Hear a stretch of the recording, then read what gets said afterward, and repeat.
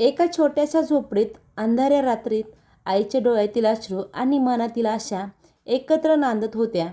जगण्याच्या कठीण वाटेवर ती एकटीच उभी होती, पण तिच्या कुशीत वाढणाऱ्या प्रकाशासाठी ती प्रत्येक वेदना हसत सहन करत होती. स्वतःच्या आयुष्याची राख करून मुलांच्या भविष्याचा दिवा पेटवणारी ती आई हीच या कथेची खरी नायिका आहे. प्रकाश लहान असतानाच त्याचे वडिलांचे निधन झाले आणि घराची सर्व जबाबदारी आईवर येऊन पडली. स्वतःकडे काही साधन नसताना, शेती नसताना एका झोपडीत राहून तिने दुसऱ्याच्या शेतात मोलमजुरी करून संसार चालवला. उन्हातान्हात कष्ट करून ती फक्त पोट भरत नव्हती, तर आपल्या मुलाचं भविष्य घडवण्यासाठी झगडत होती. तिच्या आयुष्यात स्वतःसाठी काहीच नव्हतं, ना आराम ना विश्रांती. दिवस राबवण्यात जायचा आणि तरीही हातात फारसं काही उरत नव्हतं. तरीसुद्धा तिने कधीच हार मानली नाही. प्रकाशच्या शिक्षणासाठी ती शक्य तेवढं करत राहिली. त्याला शाळेत पाठवणं, त्याच्या गरजा भागवणं, हे सगळं ती आपल्या क्षमतेपेक्षा जास्त करून करत होती. प्रकाश हा अभ्यासू, कष्टाळू आणि जिद्दी तरुण. जीवनात त्याने अनेक कष्ट, यातना आणि संकटांना तोंड दिले, पण हार पत्करली नाही. तो लहान असतानाच त्याचे वडील त्याला सोडून देवाघरी गेले. त्यावेळी प्रकाशला काही कळत देखील नव्हते. छोट्याशा गावात तो आईसोबत राहत होता. शेत तर नव्हतंच, होतं एक घर, तेही झोपडीचंच. आई दुसऱ्यांच्या शेतात मोलमजुरी करून कसेबसे दिवस काढत असे आणि प्रकाश शाळेला जाऊ लागला. त्याची हुशारी आणि कष्टाळू वृत्ती शाळेच्या अभ्यासात दिसून येऊ लागली. एक एक वर्ष संपत जात होतं, वर्ग वाढत होते, तसेच त्याच्यासमोर अनेक संकटे उभे राहू लागले. गावात 7वीपर्यंतच शाळा होती. तोपर्यंत शिक्षण घेणे सोपे गेले. मात्र 8व्या वर्गाचे शिक्षण घेण्यासाठी त्याला गावापासून दूर जाणे आवश्यकच होतं. 5 किलोमीटर दूरच्या शाळेत त्याला चालत जाण्याशिवाय पर्याय नव्हता. सायकल विकत घेण्यासाठीही त्यांच्याजवळ पैसे देखील नव्हते आणि तरीही तो रोज न चुकता शाळेला जाऊ लागला. रोज 5 किलोमीटर जाणे आणि येणे असे 10 किलोमीटर तो चालायचा. प्रकाशला आत्ता काही गोष्टीची जाणीव देखील होऊ लागली. आई ज्या शेतात कामाला जात तिथे तो सुट्टीच्या दिवशी जाऊ लागला आणि त्यामुळे 4 पैसेही जास्त मिळू लागले. वही, पेन आणि पुस्तकांसाठी आईला त्रास द्यायचा नाही. आपला पैसा आपणच कमवायचे आणि शाळा शिकायचे हे त्याने ठरवलं. त्याप्रमाणे तो 10वीत देखील पास झाला, पण त्याला चांगले मार्क मिळाले नाही. तो 10वी पास झाला, यातच तो आनंद मानत होता. आईला देखील खूप आनंद झाला. पुढील शिक्षणासाठी त्याला 20 किलोमीटर दूर तालुक्याच्या ठिकाणी जायचे होते. मात्र समोर अनेक समस्या तोंड आवासून होत्या. आई म्हणते, बस झालंच शिक्षण, आता काहीतरी कामधंदा बघ आणि कामाला लाग. पण प्रकाशला पुढे शिकायचं होतं. काय करावे हे त्याला सुचत नव्हतं. शेवटी त्याने शिकण्याचा मनाशी पक्का निर्धार केला आणि तालुक्याच्या ठिकाणी जाण्यासाठी निघाला. त्याच्यासोबत एक बॅग होती, ज्यात काही कपडे आणि आईने बांधून दिलेली शिदोरी होती. सुट्टीच्या काळात शेतात काम केल्यावर मिळालेले पैसे मजुरी म्हणून 50-100 रुपये होते. सकाळी सकाळी फाट्यावर गेला. काही वेळातच बस आली. तो बसमध्ये बसला आणि शहराकडे निघाला. ते शहर काही त्यासाठी नवीन नव्हते. बऱ्याच वेळा तो आईसोबत खरेदी करण्यासाठी तेथे आला होता. तिथल्या कॉलेजमध्ये ॲडमिशन घेतलं. कॉलेजचेच हॉस्टेल होते आणि महिन्यात 30 रुपये असं त्याचं भाडं होतं, जे की त्याला परवडत होतं. त्याला लगेच हॉस्टेलमध्ये एक कॉट मिळाला आणि त्याचे शिक्षण सुरू झाले.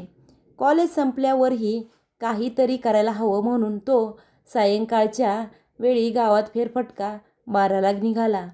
त्याला काही काम हवे होते, मात्र असे पार्ट टाईम काम कोण देणार? कोणी होकार देत नव्हते. शेवटी एका टाईपरायटरच्या दुकानात त्याला महिना 20 रुपयेच्या बदल्यात नोकरी मिळाली. त्याचे तिथे काही जास्त काम नव्हते. टायपिंग करण्यासाठी आलेल्या मुलांची नोंदणी करणे आणि त्यांचे कागद त्यांच्या फाईलला लावणे असे सोपे काम मिळाले. कॉलेज संपल्यावर तो रात्री 9 वाजेपर्यंत तेथे थांबायचा आणि हॉस्टेलवर आल्यावर रात्री 12 ते 1 पर्यंत अभ्यास करायचा. आईला काळजी करू नको म्हणून गावी गेल्यावर तो सुखात आणि आनंदात आहे असे सांगितले. 11वी ते पदवीपर्यंतचे शिक्षण त्याने असेच पूर्ण केले. प्रकाश हुशार असल्यामुळे सगळ्या गोष्टी तो पटकन आत्मसात करत असत. ज्या ठिकाणी तो पार्ट टाईम काम करत होता त्याच ठिकाणी तो नोकरीही करू लागला. त्याने आपली टायपिंगची परीक्षा देखील पास झाला होता. शहरातील अनेक टायपिंगचे कामे त्याला मिळू लागली. त्यामुळे त्याच्या हातात काही पैसे देखील येऊ लागला होता. त्या दुकानात राहून त्याची शहरात चांगलीच ओळखही निर्माण झाली. स्वतःचे एक दुकान असावे म्हणून तो प्रयत्न करू लागला. बेरोजगार तरुणाच्या हाताला काहीतरी देण्यासाठी किंवा काम देण्यासाठी शासनाचे अनेक योजना असतात असे तो ऐकून होता. म्हणून त्याने अनेक ठिकाणी भेट दिल्या, मात्र सर्व प्रयत्न विफल ठरले. तो यामुळे खूपच नाराज झाला होता. त्याचे हॉस्टेल सुटले होते आणि शहरात एका भाड्याच्या खोलीत तो राहू लागला. त्याचे खायचे वांदे होऊ लागले. कमवलेले सारे पैसे यातच खर्च होऊ लागले. पुढे काय करावं हेही त्याला सुचत नव्हतं. पुढे येईल ते काम करत होता आणि 4 पैसे मिळवत होता. आईला आता शेतातील काम होत नव्हते म्हणून तो आईला आपल्यासोबत शहरात घेऊन आला.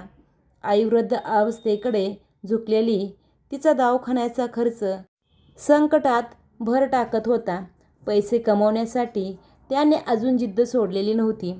त्याला चांगली टक्केवारी नव्हती म्हणून त्याने कधीच सरकारी नोकरी मिळवण्यासाठी प्रयत्नच केले नाही. मात्र त्याच्या एका मित्राने त्याला हायकोर्टात क्लार्कच्या भरपूर जागा निघाले आहेत आणि यात तुला यश नक्कीच मिळू शकते असा सल्ला दिला. वसिलेबाजी आणि पैसा याशिवाय नोकरी मिळत नाही आणि ते दोन्हीही गोष्टी माझ्याजवळ नाहीत असे तो मित्राला म्हणाला. पण मित्राने जबरदस्तीने त्याला अर्ज करायला लावला. काही दिवसांनीच त्याची परीक्षा देखील झाली. दिलेली परीक्षा तो विसरूनही गेला, कारण त्याला माहीत होतं की यात आपण यशस्वी होणार नाही. पण इथे मात्र त्याचं नशीब फळफळलं. त्याला हायकोर्टात क्लार्कच्या पदवीची नोकरीचे पत्र आले होते आणि तो आनंदात नाचू लागला. त्या मित्राला त्याने सर्वप्रथम धन्यवाद दिले ज्याने याचा अर्ज भरला होता. आईच्या कष्टाचे आज खरे चीज झाले असे त्या माऊलीला वाटले. त्याची मेहनत, जिद्द आणि चिकाटी वृत्ती कामाला आली, ज्यामुळे तो जीवनात यशस्वी झाला. शेवटी जेव्हा प्रकाशच्या हातात नोकरीचे पत्र आले तेव्हा त्याच्या डोळ्यात आनंद अश्रू तर होतेच, पण मनात आईच्या कष्टाची सगळी चित्र एकामागून एक उभी राहिली. तो धावतच आईकडे गेला. थरथरणाऱ्या हाताने तिने ते पत्र घेतलं. अक्षरं नीट दिसत नव्हती, पण मुलाच्या चेहऱ्यावरचा आनंद पाहूनच तिला सगळं समजलं. तिच्या डोळ्यातून अश्रू वाहू लागले. ते दुःखाचे नव्हते, तर आयुष्याच्या संघर्षाचं सोनं झाल्याचे होते. आज तुझे वडील असते तर, एवढीच ती म्हणू शकली आणि पुढचं वाक्य अश्रूमध्ये विसरून गेलं. त्याच क्षणी प्रकाशने तिचा हात आपल्या हातात घेतला आणि मनोमन ठरवलं, ज्यांनी आयुष्यभर कष्ट सहन केले त्या आईच्या डोळ्यात आत्ता फक्त आनंदच असावा. आईच्या त्या त्यागाने पेटलेला तो छोटासा दिवा आज तेजाने उजळलेला होता आणि त्या प्रकाशात तिच्या आयुष्याच्या अंधाराला अखेरचा निरोप मिळाला होता. जिद्द, मेहनत आणि चिकाटी यांच्यासोबतच आईवडिलांचा त्याग आणि आशीर्वाद असेल तर कोणतीही कठीण परिस्थितीत माणसाला थांबवू शकत नाही. गरिबी परिस्थिती ही अडथळा नसते, तर ती यशाकडे नेणारी प्रेरणा असते. मेहनतीने आणि प्रामाणिक प्रयत्नाने शेवटी यश नक्कीच मिळते आणि त्या यशामागे आईच्या निस्वार्थ प्रेमाचा मोठा वाटा असतो. जर तुम्हाला ही कथा आवडली असेल तर या कथेला लाईक करा, शेअर करा आणि चॅनलला सबस्क्राईब करा. परत भेटूया अशाच नवनवीन कथेसह. धन्यवाद.